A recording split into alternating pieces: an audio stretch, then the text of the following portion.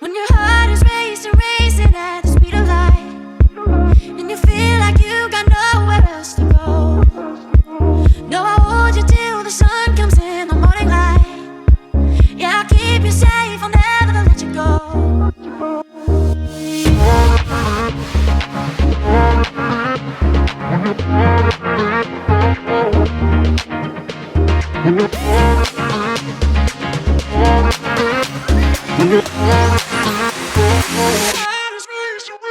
When your heart is racing at the speed of light. When your heart is racing at the speed of light. Yeah, I'll keep you safe.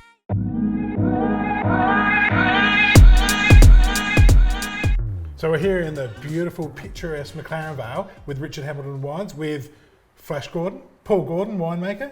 Does anyone else call you Flash Gordon? A few people call me Yeah, Flash Gordon. Not that common, but Not- sometimes. no, You're showing your age now. I think. Yeah, well, mature, I like to say. Mature, that's right. Yeah. So welcome back to the show. Thank you. Now, Grenache. Tell me a little bit about, we'll go about the history of Richard Hamilton in a minute, but what I really want to know is the winemaker, extraordinaire as I would say for yourself. What's your take on Grenache?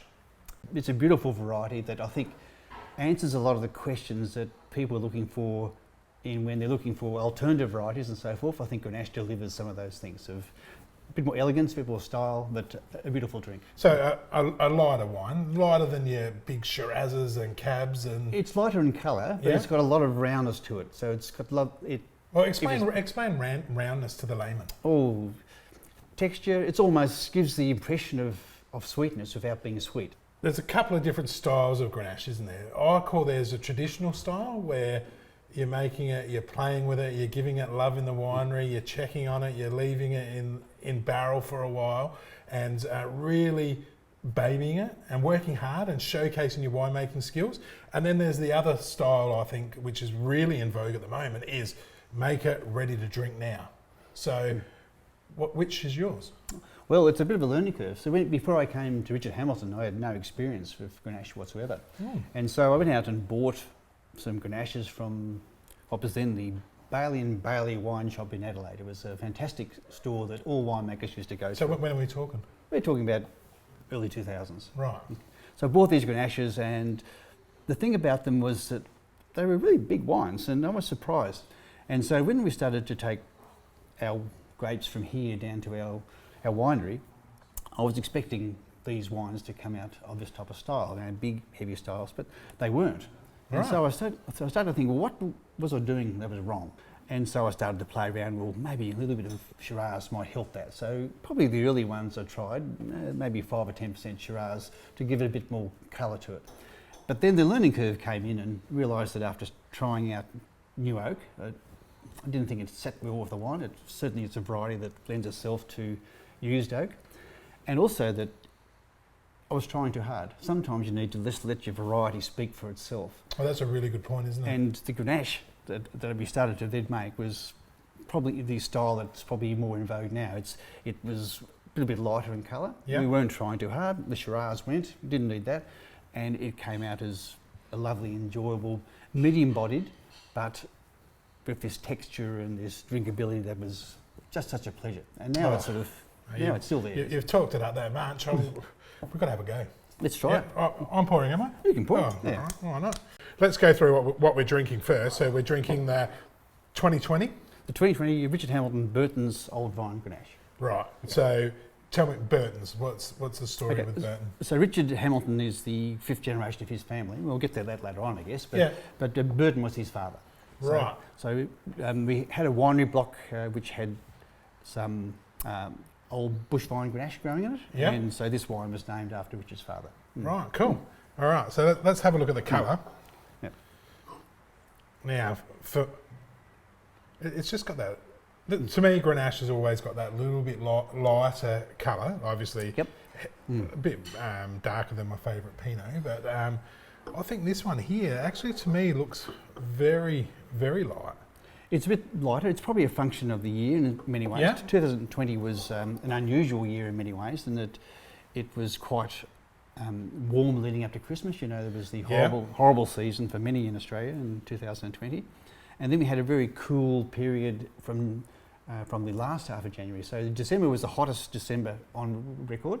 Right. And then moved into January. The last half of January was the coolest in 30 years in McLaren Vale. And so it had this sort of 2 periods of time. Then February was quite cool. So I think that affected the colour development in that particular year. Yeah. But it didn't detract from the style of wine. So colour's probably not quite as dense as we would have in most years. So that's a pretty good point. So from year to year, obviously the colour is going to vary. It depending varies, on the- it's yeah. right, it's right. But I actually learned something. what you get is though you look past that and get into the depth of the wine and the roundness of it, and it's all there. Right. So smelling. Smelling? What do we? I'll tell you what the layman's smelling. Oh, it's some sort of oaky characters there as well. So it's a combination of barrels, but basically the wine will spend a little bit of time in barrel. Once we sort out what we want to put into our blend, Yeah. rather than getting matured in small oak, it gets matured in a large vat. So it's Right. so we're not looking at imparting a lot of oak character. We're looking at trying to get a little nuances of oak there, but not a lot of oak character. So the joy of Grenache and other Rhone varieties, or what we call Rhone varieties, Yeah. is that you can enjoy them for their fruit without necessarily the wine being dominated by oak. Right. So what's the experts smelling? You might say you might see a little bit of strawberry characters in those wines. It's a little bit of a bit of a floral or herbal note there. A lighter berry smell. So strawberry. Yeah, that's right. Mm. Yeah. All right. Cheers. Cheers. Should we taste? Yeah, for sure. Okay. That's what I've been waiting for. Right, so this is our brand new Grenache vineyard just planted this year. It's going to be our new Wushbine material, and to see what it looks like in a couple of years, we'll go over here. So this is its first crop coming on now, and as you can see inside here, it's just going through flowering, and little flowers are starting to develop. Okay. A couple of berries already formed there. Yeah. Okay. The thing about Grenache is it's got really strong wood, which allows it to have an upright growing position. Yep. Okay, so the woods can be quite strong. You see them all standing up here, as compared to other varieties which tend to flop over, and that allows it to be grown as a bush vine. In the southwest part of Aragon is where Grenache is thought to have originated, but it's also grown in Sardinia off Italy. Yeah. And of course in the southern part of France, the Chateau Neuf de Pape is obviously the most famous name that people talk about when they talk about Grenache and Grenache blends. Well, it just strikes me straight away. And people who don't know of Grenache might be watching from a country that don't know much about Grenache. It's so easy to drink, and like you said, so fruity. And I reckon it'd be great for people who maybe don't have a palate for red wine yet, or think they only like white wine. If they started having some really nice Grenaches, and here's a quick question off the top of my head: middle of summer, would you chill it down a little bit? Absolutely. Yeah. So Grenache can be a little bit high in alcohol. It's a very late maturing variety. This one was picked on about the 17th of March 2020. It is late. And it's late for here, yeah. Yeah. We aren't the last to pick, but also we've got to balance off how much sugar's in the grape compared to the flavour. And of course, if we can push it a bit more, but then you get more sugar, therefore you get more alcohol. So what alcohol is in this one? This is about 14.5. Yeah, it hides it beautifully, doesn't it? Yeah, but for those who find that a little bit hot, that type of alcohol is a little bit hot, if you give it a bit of a chill, and if in Australia we talk about serving wine at room temperature. Yeah. Now room temperature in Australia is pretty warm normally. Yes. Everyone has the air conditioner. So putting it in the fridge or the esky and taking it out a little bit before you drink it. Don't be afraid of that. Yeah. Yeah. Perfect. What are we going to pair with it food-wise? What's Paul like with Grenache? Oh. I know you mentioned duck, Yeah. but we didn't It's quite like- have that amount of time to prepare. No, we didn't, roast duck. and I couldn't catch one, unfortunately. No, I'm sorry with that. But any fowl like that, duck or turkey, would be nice. If you're having with fish, maybe a full flavoured fish like hang on a minute. like a nice tuna Well, steak, or there we perhaps go. some terrine, maybe even. Terrine. All right. So Richard Hamilton is known very well for their platters. Big farmhouse platter. Yeah. That's my favourite. But what have we got today? So This is obviously to pair with the Grenache. absolutely. Yeah. So in the absence of duck, we've got a chicken pate, Beautiful. Okay. Love pate. and a chicken and leek terrine as well. So we've got some rockin' jam on the side here. Yeah. Okay, a And a bit of cheddar cheese. bit of cheddar cheese and some lovely fresh breads.